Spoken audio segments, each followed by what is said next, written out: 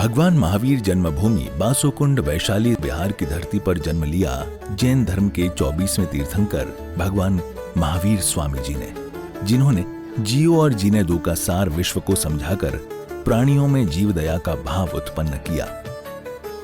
इस भव्य धरा का इतिहास अजर अमर है। अत्यंत वैभवशाली नगरी वैशाली का विकास प्राचीन काल से ही प्रारंभ हो गया था। वैशाली राज्य को भारत के प्रथम गणराज्य होने का गौरव प्राप्त है।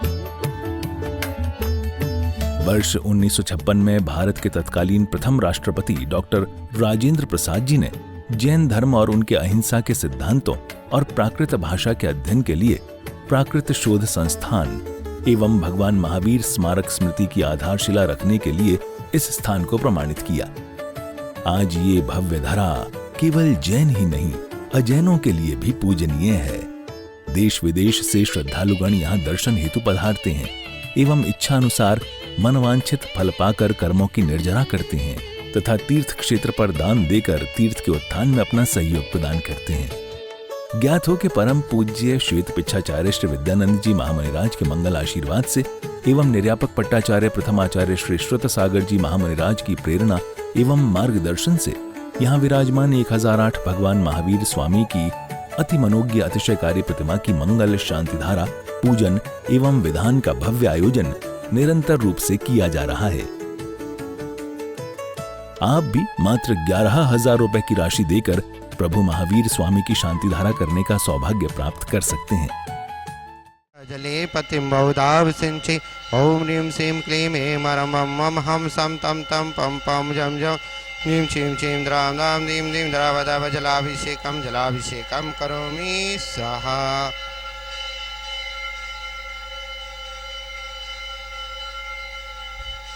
ओम ह्रीं श्रीं क्लीं ऐं मम हम सम तम तम पम पम जम जम झीं झीं छीं छीं द्रां दां ह्रीं दीं द्रावदाव जलाभिषेकं करोमि स्वाहा। जय जय जय।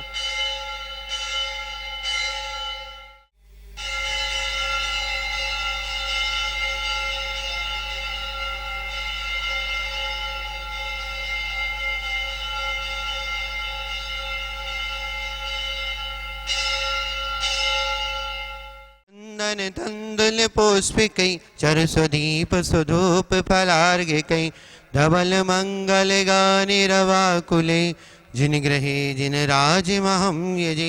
ओम ह्रीं भगवान के प्रथम कल सेवकम चतुष्कर्ण अभिषेकम जल फलादि मार्गम पुनर्गम निपामति। ओम ह्रीं श्रीं क्लीं ऐं मम हम सम तम तम पम पम जम जम झीं झीं छीं छीं द्रां द्रां दीं दीं द्रावद्रावय। ओम नमो रते भगवते सिमसी प्रक्षिणासे दोषकल्पसाय देवी तेज मूर्तिर्मसी शांतिनाथा शांतिग्राय सर्वविघ्न प्रणाशनाय सर्वपापनाशनाय सर्वछापनाशनाय सर्वनाशनाय। ओम ह्रां ह्रीं ह्रीं शर्मा सर्वविघ्न शांतिं कुरु कुरु स्वाहा तुष्टिं कुरु कुरु स्वाहा पुष्टिं कुरु कुरु स्वाहा आरोग्य से समृद्धि कुरु कुरु स्वाहा। ओम ह्रीं विश्वादि महाविभ्रंचुसुनाय आदने आद जम्बूद्वीपे भरतचेते आरखंडे भारत देशे श्री बिहार प्रांते श्री वैशाली नाम नगरे मासोत्तम मासे फाल्गुन मासे शुक्ल पक्षे आज तृतीयायां पूर्वाणे काले ऋषि आरिका श्रावक साविका नाम समस्याम श्याम स्वाहा। ओम ह्रीं श्री पार्श्वनाथ ह्रीं धर्मसता चक्षु पचक्षु भूचक्षु हानांदा।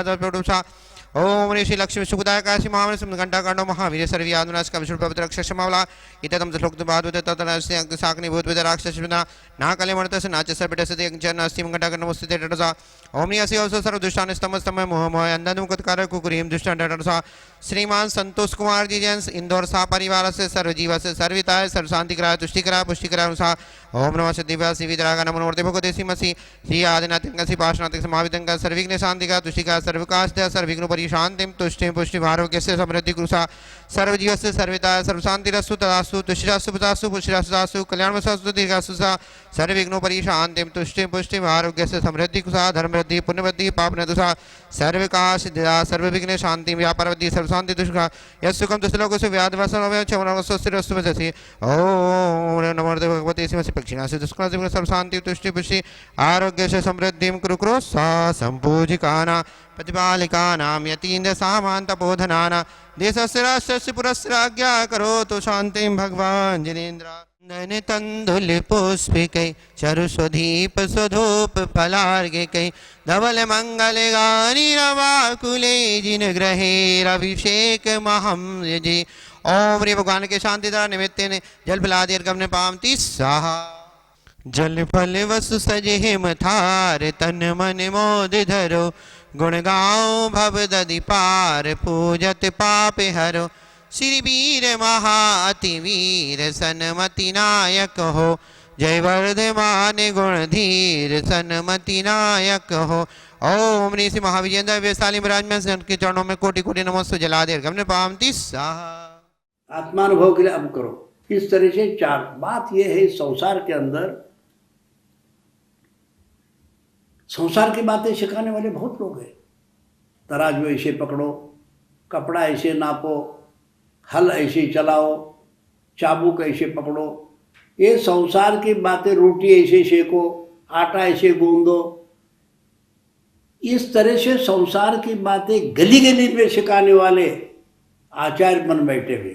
सब आचार्य बैठ, पर आत्मा के वैभव का बताने वाला, अध्यात्म तत्व ज्ञान का प्रतिपादन करने वाला जुगनू की तरह दुनिया में है। जुगनू होती है कहीं क्वचित क्वचित, तो ऐसी जुगनू की तरह से है। इसलिए आचार्य कहते हैं कि भैया आप स्वयं अनुभव करो। और अनुभव जो है, स्वानुभव है, वो एकाएकी नहीं होता है। जैसे लॉटरी टिकट होती है, किसी 100 बच्चे बैठे स्कूल में, सभी फर्स्ट क्लास में नहीं होते। तो अध्यात्म तत्व ज्ञान में अनुभवी लोगों को एक साथ सबका अनुभव नहीं होगा। जो भाग्यशाली हो, पुरुषार्थी हो, उसी में अपने चित्त को लगाए हो, ऐसे एक आध आदमी, 2 आदमी, 4 आदमी अनुभव ले सकते हैं। तब भी आप पुरुषार्थ करके अनुभव करने का कोशिश करो। और अनुभव जो है वो मुक्ति का कारण है, शांति का कारण है, स्वानुभव।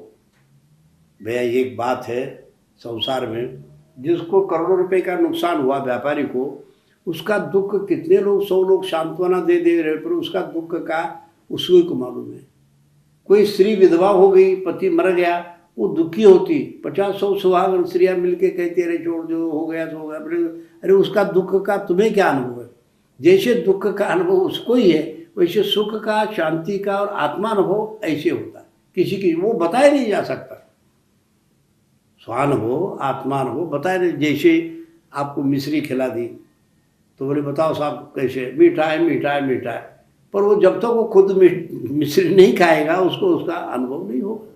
हाँ, ये बात अलग चीज़ है कि धर्म ध्यान या धर्म, उसका फल तत्काल मिलता है, स्वानुभव। जैसे किसी के मुंह में मिश्री रख दी अथवा कोई गुड़ रख दिया, उधार नहीं है, ये कल परसों उसका अनुभव मिले, स्वाद मिले, तत्काल मुंह में गुड़ रखते। ऐसे स्वानुभव भी जो इन आत्मा को अच्छे तरह से जानने के बाद स्वयं अपने आप में हो जाता है, वो बताया नहीं जा सकता। जहाँ तक बताना है शब्दों के माध्यम से, वो तो कृत्रिम है, एक सीमा तक है। उस सीमा से आगे जो है वो स्वानुभव करने चीज़ है। इसीलिए स्वसंवेदन जो अनुभव है आत्मा का, ये अत्यंत महत्वपूर्ण है। इसलिए आचार्य कहते हैं कि वे चूक भूल आप देख लेना, मैं तो अपने अनुभव की बात बता रहा हूँ। हर व्यक्ति अपना अनुभव बताता है। व्यापार में ऐसे करने से, ऐसे ऐसे करो तुम्हें करोड़पति बनोगे, लखपति बनोगे, अनुभव तो बताता है। अब यदि वो अनुभव के अनुसार वो स्वानुभव लेके नहीं किया, नुकसान हो गया, अरे तुमने क्या बता दिया, मेरे को तो नुकसान हुआ। जब तक उसको उस रास्ते से अनुभव के फायदा नहीं होगा। इसी तरह से आत्मानुभव की भी बात है।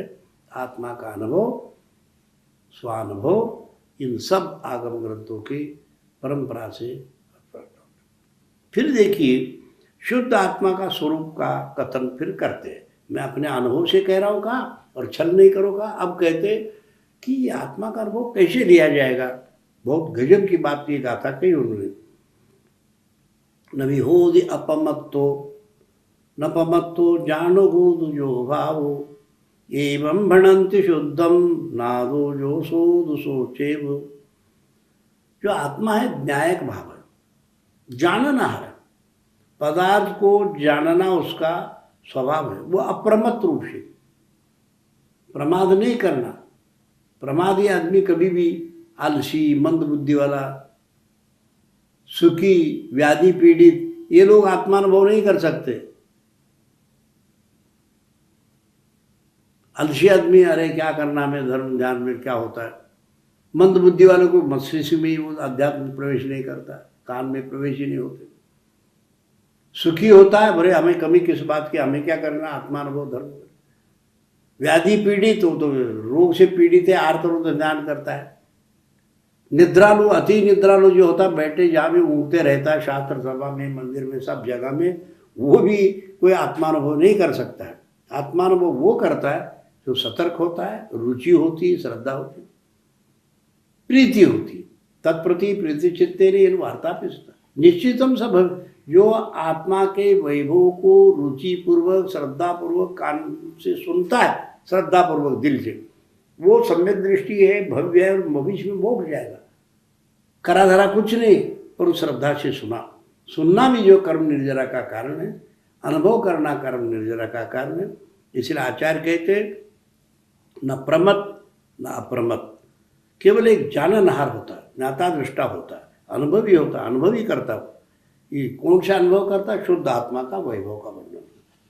मेरा आत्मा शुद्ध है, अरे अनादिकाल से मैं पापी हूँ, मूर्ख हूँ, कहते तो आ रहे, अब एक बार ऐसे कहो नहीं मैं ज्ञानी हूँ, अध्यात्मवादी हूँ, मैं धर्मात्मा हूँ। अपने आप को धर्मात्मा तो थोड़े तो कथनचित मानो, आगे प्रवेश करना है। दो आदमी होते हैं इस दुनिया के अंदर, एक होता है पुरुषार्थी, एक होता है भाग्यशाली दैववादी।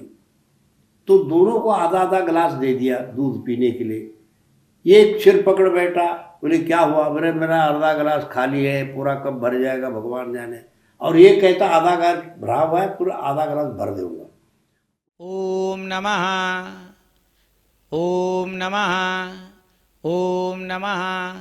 मंगलम भगवान वीरो, मंगलम गौतमो गणे, मंगलम कुंद कुंदाद्यो, जैन धर्मोस्तु मंगलम, जीव धर्मोस्तु मंगलम। महानुभाव, हमारा जैन धर्म दर्शन में अनेक तीर्थ क्षेत्र हैं। सम्य शिखर जी, गिरनार जी, पावापुरी, चंपापुरी, कैलाशगिरी, ये सब भगवानों के मोक्ष स्थली हैं। ऐसे ही जन्म स्थली, जन्म कल्याणक और गर्भ कल्याणक के स्थली भी बहुत महत्व रखते हैं। उनमें से वैशाली वासुकुंड कुंडग्राम में जो भगवान वर्धमान महावीर स्वामी का गर्भ कल्याणक और जन्म कल्याणक का स्थल है, पास में दीक्षा कल्याणक का भी स्थान है, और थोड़ा आगे जाएंगे तो उनके मोक्ष कल्याणक का भी स्थली है।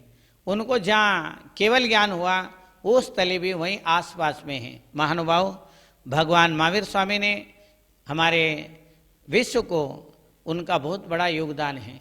आज जो हम लोग संविधान, कानून, जो भी न्याय नीति, दंड नीति, ये जो कुछ भी हम देख रहे हैं, वो कुमार वर्धमान महावीर स्वामी के द्वारा, और उनके प्रजातंत्र में उनके जो सांसद थे, 7,777 सांसद होते थे, और वो सब मिल करके, और राष्ट्रपति, राष्ट्राध्यक्ष उनके नाना जी थे, और उनके पूज्य पिताजी राजा सिद्धार्थ एवं रानी त्रिशिला के संस्कारों से, पूर्व जन्म के पुण्य कर्म के उदय से, तीर्थंकर प्रकृति के साथ में जन्मे भगवान महावीर स्वामी, उन्होंने अनेक कानून बनाए। पशुओं को किस तरीके से रखना चाहिए, व्यापार कैसे करना चाहिए, उद्योग कैसे करना चाहिए, कृषि कैसे करना चाहिए, असी मसी कृषि, वाणिज्य, शिल्प और विद्या जो भगवान ऋषभदेव ने बताया, उनको उन्होंने प्रैक्टिकल करके सबको दिखाया। वर्धमान महावीर स्वामी हर प्रजाओं के साथ ऐसे गुल मिले हुए थे और हर जगह जाते थे। उनके 12 साल वो प्रधानमंत्री अवस्था में रहे, उस प्रजातंत्र के, तात्कालीन गणतंत्र के। उन्होंने अहिंसक रूप से सारे उसको चलाया। अहिंसा अणुव्रत, सत्य अणुव्रत, ब्रह्मचर्य अणुव्रत, अपरिग्रह अणुव्रत। अनर्थ दंड जो व्रत होता है, उसमें पृथ्वी को बिना प्रयोजन नहीं खोदना, जल को नहीं बहाना, वायु को नहीं बहाना, पृथ्वी का है, जल का है, अग्नि का है, वायु, वनस्पति को तोड़ मरोड़ नहीं करना, जरूरत से ज़्यादा किसी चीज़ को व्यर्थ में उसको खराब नहीं करना है। भगवान महावीर स्वामी ने इस बात को कानून बनाया। और कई शास्त्रों में इनका नियम है। जो हमारे जो न्याय शास्त्र है, दंड नीति है और संविधान है, वो भगवान महावीर स्वामी अपने प्रजातंत्र में उसका प्रयोग करते थे। वही जो सत्य अपरिहाणी धम्मा, जो 7 अपरिहार्य धर्म हैं, उसके साथ ही अनेक कानून उन्होंने बनाया था। उसको जैसे वैसे ही भगवान बुद्ध ने अपने संघ के लिए अप्लाई किया और ये सारे चीज़ें बौद्ध ग्रंथों में बहुत सुंदर तरीके से वर्णन है, जैन ग्रंथों में भी वर्णन है, हमें उसको देखना चाहिए। अब जो वैशाली वासुकुंड में भगवान महावीर स्वामी का जो मंदिर बना है और उसमें जो है उसमें भी सांसद बनाए हैं, कोई राशि लोग रखे, बहुत सारे सांसद बने और लोग भी सांसद बनना चाहिए, वहाँ का अनुभव करना चाहिए कैसे प्रजातंत्र था, भगवान महावीर स्वामी ने किस तरीके से उसको चलाया। 6 साल में उन्होंने बेसिक चीज़ें सही किया और 6 साल में और भी बहुत सुंदर करके 12 साल तक उन्होंने उस प्रजातंत्र के ऊपर राज किया और वो हर एक प्रजाओं के लिए ऐसे एक सा नियम बनाया, उसमें ऊंच नीच का कोई नहीं था। कर्म से वो लोग सारे ऊंचे हो जाते थे, अपने पुरुषार्थ से बड़े हो जाते थे। प्रजा का अर्थ आत्मा है, तंत्र का अर्थ अनुशासन। आत्मा, आत्मा के लिए आत्मा के द्वारा किया जाने वाला अनुशासन प्रजातंत्र है। हम सभी प्रत्येक जन भगवान महावीर स्वामी के उस मंदिरों को बड़ा बनाना चाहिए। उसमें अभी जो मानस्तंभ बन गया है और मंदिर बन गया है, अब वहाँ पर विशेष रूप से सहस्त्रकूट जिनालय बन रहा है और एक 30-24 जिनालय बन रहा है। हम लोग सब लोग उसको सहयोग देना चाहिए, उस प्रजातंत्र का अनुभव करना चाहिए। इसी को democracy is the people, by the people, for the people, इसका शुरुआत जो भगवान महावीर स्वामी ने बनाया। प्रजा अपने आप को राजा समझते थे, प्रजा के द्वारा, आत्मा के द्वारा आत्मा का अनुशासन स्वयं के लिए और स्वयं के द्वारा स्वयं से चलाया जाने वाला जो प्रजातंत्र है, उसी को democracy is the people, by the people, for the people करके हम लोग अब समझते हैं। महानुभाव, ये सब हम वैशाली में जा करके देखना चाहिए। हमें वहाँ के पुण्य वर्गणाओं को अपने साथ जोड़ करके अपना भी उन्नति करना चाहिए। यही मेरा मंगल आशीर्वाद है।